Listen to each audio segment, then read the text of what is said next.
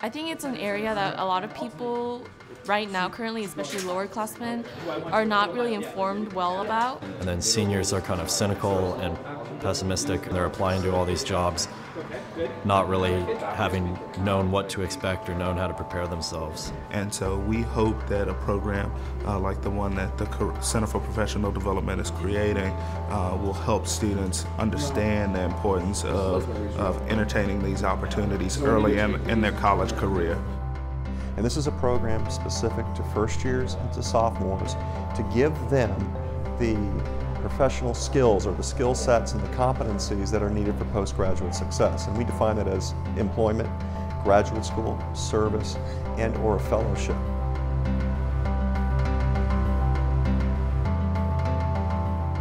The goal today was to give students a sense of ownership of a new program that we're creating here at Dartmouth called the Professional Development Accelerator. And the design thinking process allows the students to help us in the Center for Professional Development to create that 2-year program. I've always wanted to get a feel of what it is to be design thinking.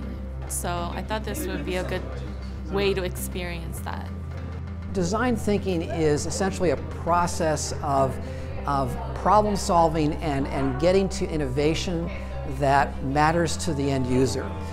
It's a process that puts the end user at the center of the problem solving and discovery process. And it takes people through a series of well-defined steps that lead to accelerated innovation. Learning a theory of approach and then immediately applying that to a concrete problem, I think is very useful. I think that one of the major problems in academia, that when you teach people kind of business leadership, etc., is that you do a lot of hand waving and you do a lot of generalization. You want to do this and then you want to do this, but you don't really get a chance to hands-on try it. And I think this is one of a great opportunity to actually go from theory to practice at the same time. It always starts with scoping an issue, and today we scoped for the students their challenge, which is to develop an optimum professional development accelerator. Then they move into research and then questions they want to go out and ask other students and professors here on campus and members of the community around what it is that people feel are important ingredients in professional development. I think it's going well. I really wasn't expecting that we would go outside and actually interview people, but it makes sense that companies and organizations really need to value the feedback of people that are going to be their consumers. They can't just rely on their own opinions.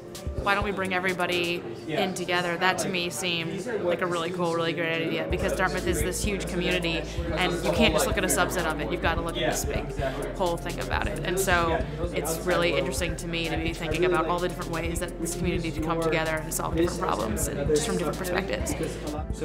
Some really interesting and innovative ideas came out from them that the team was very readily able to incorporate and, more importantly, build off of. I think we're going to be able to produce a very concrete plan and a very concrete product that I think we're all fairly excited about. Towards the end of the day, they'll take their best ideas that they all voted on and they'll storyboard a process that takes the person they're designing for through the need they have and how this professional development accelerator is going to meet their need. And then they'll finalize their pitch and they'll propose to each other in a fast-paced set of presentations their ideas for the process for a student to get professionally developed. Like what they can do to best put themselves in a position to obtain their specific internship. As students in the classroom, we learn a lot of things. We develop our intellectual knowledge and philosophies, maybe our own kind of theories about how the world works and what we want to do in the world. I think for us is giving some kind of structure in which to take all these great thoughts that we have here, whether it be what we learn from our classes and our professors, or even our friends here, and translate it to something that we can really understand. Okay, here's what we do to make that kind of dream we have in our mind of how we want to impact the world a reality. A lot of the presentations they talked about the importance of networking with employers, with alumni, and with parents. The other thing that we heard today was technology, really improving our website and using other technologies to help support their growth over the next 4 years.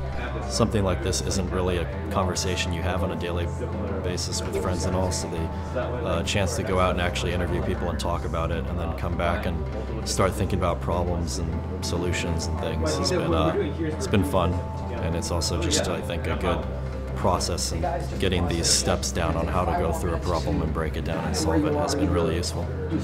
Higher education is changing. The whole world in terms of, development and globalization is changing the way we have to think as scholars. Not just scholars, but I think human beings. Being aware of not only how to think and what to think about, but how to translate that in a way that is great for interaction with people. Because in the end, we're not interacting with books when it comes to the work world, we're interacting with people eventually. And whether it be you're a scientist or whatever, you have to be able to collaborate with your fellow colleagues in whatever field you end up going to. So I think this is a great step in the right direction.